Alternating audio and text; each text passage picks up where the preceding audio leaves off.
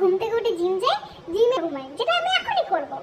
ঠিক ভোরবেলা 4টার সময় যখন কাক ডাকবে সেই সময় উঠে আমি পড়তে বসবো, পড়ে তেড়ে পড়বো, জয় মাতা বলে পড়তে শুরু করব, করে ঠিক 10টার সময় পরীক্ষা। ওই পরীক্ষাটা এখানে বানিয়ে টানিয়ে এমন লিখবো যে আমি পাসই হয়ে যাই, পুরো পাস হয়ে যায়। কোনোদিনও সাপ্লি মানে আগের সেমিস্টারে আমি এটাই করেছি, যে 4 ঘন্টা পরে যে পরীক্ষা দিয়ে চলেছি, যে পাসও হয়ে গেছি, সেটা আমার গর্ব।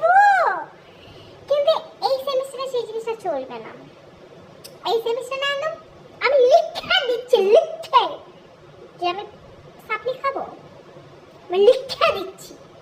আর যারা আমার বন্ধুরা, যেরকম আমার যে গ্যাংটা বন্ধুদের, হ্যাঁ আমি জানি তোরা খুব পড়েছিস, 7 মাস পড়েছিস, একদম পরীক্ষাটা উল্টায় ফেলাই দিবি, তোরা লিখে উল্টায় ফেলাই দিবি, আমি জানি তোরা লিখে উল্টায় ফেলাই দিবি। তোদের জন্য বেস্ট অফ লাক। যদি সাপ্লি খাই, আমি জানি না, জানি এটা জানি যে সাপ্লি খাবো, কিন্তু জানি না যে আমি কালকে কি লিখবো। তাই আবার 4 ঘন্টা পরেই লিখে দিয়ে আসবো, পাস হয়ে যাবো, কোনো ব্যাপার না। আমি এখন ঘুমোতে যাই, অত চাপ নিয়ে লাভ নেই।